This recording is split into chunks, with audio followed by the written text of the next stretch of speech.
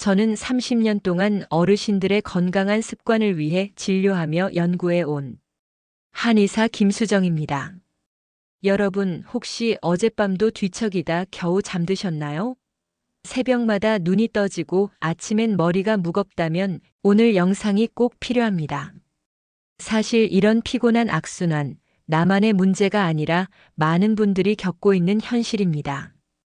20년 동안 불면증으로 고생하던 73세 김영수 어르신도 같은 고민을 안고 제 진료실을 찾으셨습니다. 김영수 어르신은 제가 알려드린 단 10초 습관 하나로 오랜만에 6시간을 내리 통잠을 주무셨습니다. 이 영상을 끝까지 보시면 여러분도 단 10초 습관으로 밤새 통잠을 주무실 수 있게 됩니다. 시작하기 전에 구독과 좋아요 눌러주세요.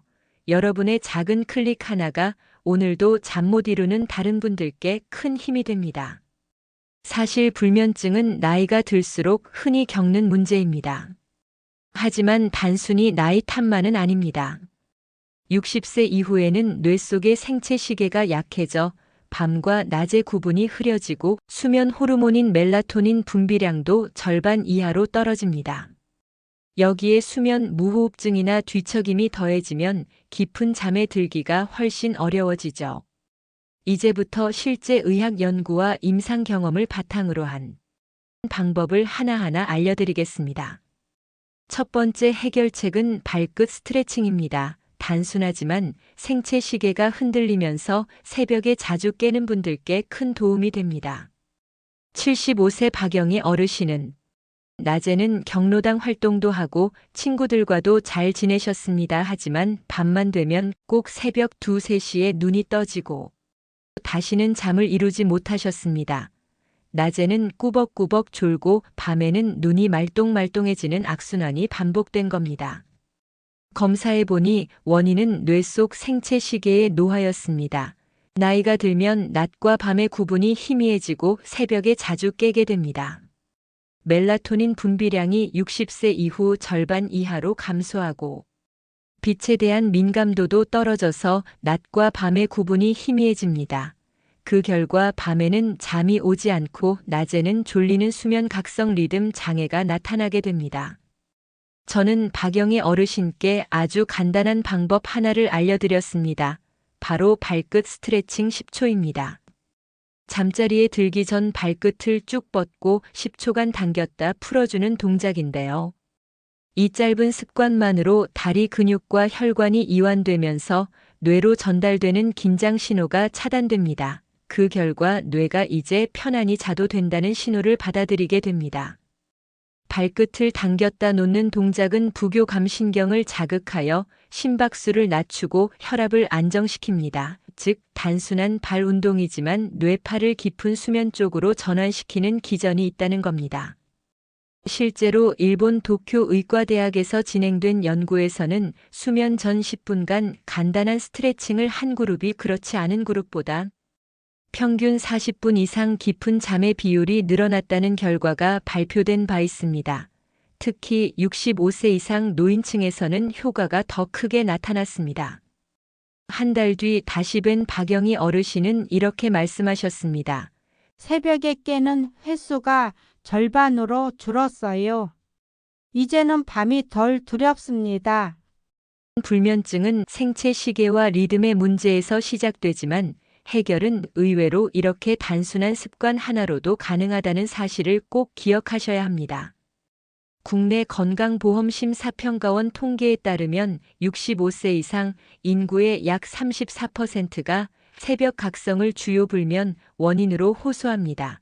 그리고 이들 중 절반 이상이 약물 외에는 방법이 없다라고 생각합니다. 하지만 실제로는 발끝 스트레칭, 간단한 호흡이나 가벼운 명상 같은 작은 동작만으로도 뇌를 안정시키는 효과를 누릴 수 있습니다. 연구에 따르면 60세 이상 노인의 절반 이상이 수면장애를 겪고 있으며 6시간 이하 수면이 이어지면 정상 수면자보다 사망률은 1.6배, 치매 발병 위험은 2배까지 높아진다고 합니다. 그만큼 불면은 단순한 불편이 아니라 건강과 생명을 위협하는 문제라는 점을 잊지 마셔야 합니다. 두 번째 해결책은 걱정 노트 작성과 따뜻한 물 한 잔 마시기입니다. 머릿속을 어지럽히는 생각과 약물 부작용 때문에 불면에 시달리는 분들께 권합니다. 68세 이철수 어르신은 고혈압과 당뇨로 약을 오래 복용하고 계셨습니다. 그런데 문제는 약 부작용 때문에 깊은 잠에 들지 못하고 얕은 잠만 반복되면서 밤마다 여러 번 깨어났다는 점이었습니다. 낮에는 졸음이 쏟아지고 생활 리듬이 완전히 무너져 있었습니다. 저는 이철수 어르신께 두 가지 방법을 알려드렸습니다. 첫째는 걱정 노트입니다. 내일 은행 가야지, 약속이 있지 같은 생각이 머릿속에서 맴돌면 뇌는 쉬지 못하고 계속 긴장을 유지합니다. 그래서 잠자리에 들기 전에 떠오르는 걱정과 할 일을 모두 종이에 적도록 했습니다. 기록을 해두면 뇌는 이제 잊어도 된다는 신호를 받아 긴장이 풀립니다. 실제로 미국 스탠퍼드 의대의 연구에 따르면 자기 전 5분간 할 일을 적은 그룹이 그렇지 않은 그룹보다 평균 15분 이상 빨리 잠들었고 수면의 질도 높게 나타났습니다. 전문가들은 이를 인지적 언로드라고 부르는데 머릿속에 있는 정보를 외부로 꺼내 두는 것만으로도 뇌의 작업 기억 부담이 줄어드는 효과가 있습니다. 둘째는 따뜻한 물 한 잔입니다. 잠들기 전 따뜻한 물을 한두 모금 마시면 체온이 살짝 올라갔다가 내려가면서 몸이 자연스럽게 졸음 모드로 바뀝니다. 이를 수면 유도 체온 반응이라고 하는데 실제로 체온이 약간 떨어질 때 뇌의 송과체에서 멜라토닌 분비가 늘어납니다. 이 때문에 잠들기 전 따뜻한 물이나 따뜻한 족욕이 수면을 돕는 과학적 근거가 되는 것입니다. 다만 주의할 점도 있습니다. 카페인이 들어있는 커피나 홍차, 심지어 녹차도 자기 전에는 피하셔야 합니다. 또한 너무 많은 물을 마시면 오히려 밤에 소변 때문에 자주 깰 수 있으니 100에서 150ml 정도의 소량이 적당합니다. 이 방법을 2주 동안 실천하신 뒤 이철수 어르신은 환하게 웃으며 이렇게 말씀하셨습니다. 머릿속이 정리되니 마음이 편해지고 아침 피로가 훨씬 줄었어요. 약 때문에 잠을 포기해야 한다고 생각했는데 이제 희망이 보입니다. 여러분, 이 사례가 보여주듯이 불면은 단순히 뇌의 문제만이 아니라 걱정, 스트레스, 약물 부작용 같은 생활 전반에 영향을 받습니다. 실제로 베타 차단제 같은 일부 고혈압 약은 멜라토닌 합성을 억제해 잠을 방해하고 스테로이드나 갑상선 호르몬제는 신경계를 자극하여 각성을 유발합니다. 항우울제나 일부 진통제 또한 렘 수면을 얕게 만들어 깊은 숙면을 방해할 수 있습니다. 하지만 걱정을 내려놓고 몸을 편안히 만드는 작은 습관만으로도 수면의 질은 크게 달라질 수 있습니다. 세계수면학회에서도 수면제를 쓰기 전 반드시 생활 습관과 인지행동 치료를 먼저 적용해야 한다고 권고하고 있습니다. 즉, 작은 기록 습관과 따뜻한 물 한 잔 같은 생활 가이드가 가장 안전하고 효과적인 첫걸음이라는 뜻입니다. 세 번째 해결책은 호흡 훈련과 귀 뒤 마사지입니다. 수면제에 오래 의존하셨던 분들이라도 몸과 마음을 안정시키면 숙면을 되찾을 수 있습니다. 72세 김정숙 어르신은 무려 10년 동안 수면제를 드셔오셨습니다. 선생님, 약 없이는 하루도 못 자요라고 말씀하실 정도로 의존이 심했지만 그럼에도 불구하고 밤마다 두세 번씩 꼭 깨곤 하셨습니다. 약에 대한 불안, 부작용 걱정 그리고 반복되는 얕은 잠이 삶을 더 지치게 만들었습니다. 저는 김정숙 어르신께 두 가지 방법을 알려드렸습니다. 첫째는 호흡 훈련입니다. 잠자리에 누워 불을 끈 뒤 숨을 4초간 천천히 들이마시고 6초 동안 길게 내쉬는 4-6호흡법을 반복하는 것입니다. 이 호흡법은 뇌파를 안정시키고 과도한 긴장을 풀어줍니다. 잠을 자야 한다는 조급한 마음을 줄여주기 때문에 쉽게 이완할 수 있습니다. 실제로 하버드 의대 수면의학센터 보고서에 따르면 심호흡은 교감신경 활동을 억제하고 부교감신경을 활성화해 심박수와 혈압을 낮추는 효과가 있습니다. 특히 잠들기 직전 심호흡을 반복한 그룹은 평균 수면 잠복기 즉 잠드는데 걸리는 시간이 30% 단축되었습니다. 즉 단순히 숨을 고르게 하는 것만으로도 뇌와 몸이 수면 모드로 전환되는 것입니다. 둘째는 귀 뒤 마사지입니다. 귀 뒤 움푹 들어간 혈자리를 양손 검지로 천천히 10초간 눌러주는 방법입니다. 이곳은 동양의학에서는 안면부 긴장을 풀고 심신을 안정시키는 자리로 알려져 있고, 현대의학적으로는 목과 어깨 근육의 긴장을 완화하여 혈류를 개선하는 데 도움을 줍니다. 특히 귀 뒤에는 미주신경이 분포되어 있습니다. 미주신경은 심장 박동과 호흡 소화 기능까지 조절하는데, 이 신경을 자극하면 뇌는 안전하다, 이제 쉬어도 된다는 신호를 받아들입니다. 최근에는 미주신경을 직접 전기 자극하는 치료가 불면증 임상시험에 활용될 만큼 귀 뒤 마사지의 원리가 과학적으로도 뒷받침되고 있습니다. 한 달 뒤 김정숙 어르신은 눈시울이 붉어진 채 저에게 이렇게 말씀하셨습니다. 선생님, 10년 만에 약 없이도 6시간을 내리잤습니다. 이렇게 마음이 편할 수가 없네요. 이 사례가 보여주는 건 분명합니다. 수면제는 단기적으로는 도움이 될 수 있지만 장기간 복용하면 의존성과 부작용이 커집니다. 실제로 세계보건기구와 미국수면학회는 수면제는 4주 이상 장기 복용을 피하라라고 권고합니다. 수면제를 오래 복용하면 뇌가 스스로 수면을 유도하는 능력을 점점 잃게 되고 기억력 저하, 낙상 위험간, 신장 기능 악화 같은 부작용도 보고되고 있습니다. 반대로 몸과 마음을 안정시키는 호흡과 마사지 같은 방법은 부작용이 없고 꾸준히 할수록 뇌가 다시 자기 조절 기능을 회복한다는 장점이 있습니다. 불면의 원인은 사람마다 다르지만, 즉, 약을 줄이고도 숙면을 찾는 길은 해결책은 의외로 단순한 생활 습관에 있다는 사실입니다. 불면을 줄이고 깊은 잠에 드는 데에는 전문가들이 공통으로 강조하는 생활관리법이 있습니다. 바로 수면 위생관리빛 활용 운동 그리고 식사 습관입니다. 66세 최은자 어르신은 침대에서 TV와 휴대폰을 보며 새벽까지 버티곤 하셨습니다. 잠자리 자체가 휴식이 아니라 활동 공간이 되어버린 것이죠. 저는 이렇게 말씀드렸습니다. 침실은 오직 잠을 자는 공간으로 만드셔야 합니다. 전자기기는 치우고 조명은 완전히 꺼야 합니다. 무엇보다 침실은 서늘해야 합니다. 실제로 미국 국립수면재단은 침실 온도를 18도에서 20도로 유지할 때 가장 숙면에 적합하다고 발표했습니다. 너무 덥거나 추우면 깊은 잠 단계에 도달하기 어렵습니다. 또한 스마트폰, TV 같은 전자기기의 블루라이트는 멜라토닌 분비를 억제해 뇌를 각성 상태로 만듭니다. 따라서 침실에서는 빛 차단과 온도 조절이 핵심입니다. 몇 주 뒤 최은자 어르신은 이렇게 웃으셨습니다. 이제는 침대에 눕기만 하면 몸이 알아서 자야 할 시간이라고 받아들입니다. 73세 오세환 어르신은 낮 동안 커튼을 치고 집 안에만 계셨습니다. 햇빛을 쬐지 않다 보니 밤이 되어도 멜라토닌 분비가 제대로 이루어지지 않았던 겁니다. 저는 권했습니다. 아침에 일어나자마자 커튼을 열고 햇볕을 15분 이상 쬐세요. 햇빛이 바로 몸의 생체 시계를 다시 맞춰줍니다. 실제로 햇빛은 식욕차상에게 직접 신호를 보내 뇌의 24시간 리듬을 리셋합니다. 특히 아침 햇빛에는 청색광 성분이 많아 멜라토닌 억제와 코르티솔 분비를 동시에 촉진하여 활동 모드로 전환시킵니다.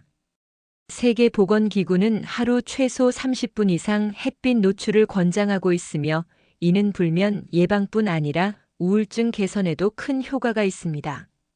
3주 뒤 오세환 어르신은 말씀하셨습니다.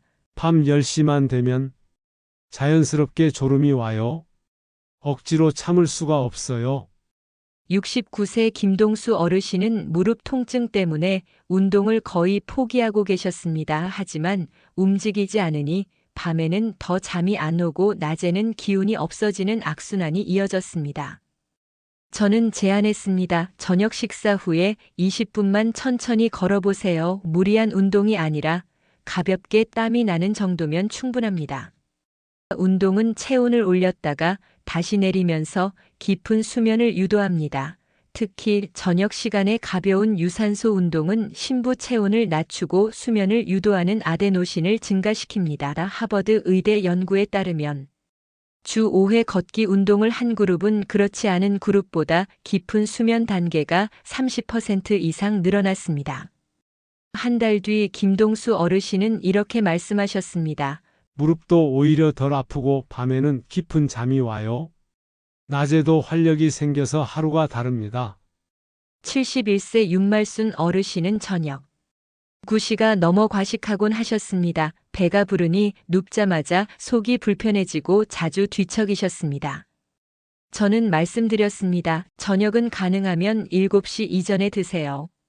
기름지고 무거운 음식보다는 소화 잘 되는 따뜻한 국물이나 죽이 좋습니다. 영양학적으로도 자기 직전 과식은 위장관을 과도하게 자극해 위산 역류와 소화 불량을 유발합니다. 반대로 저녁을 가볍게 하면 위장 운동이 안정되고 수면 중 뇌가 위장 대신 기억과 회복에 에너지를 집중할 수 있습니다. 일본 국립노화연구소의 보고서에 따르면 저녁을 가볍게 한 노인 그룹은 그렇지 않은 그룹보다 새벽 각성이 25% 줄어든 것으로 나타났습니다. 2달 뒤 윤말순 어르신은 환하게 웃으며 말씀하셨습니다. 저녁만 가볍게 했는데도 눕자마자 잠이 와요. 아침에 눈이 맑아진 게 느껴져요.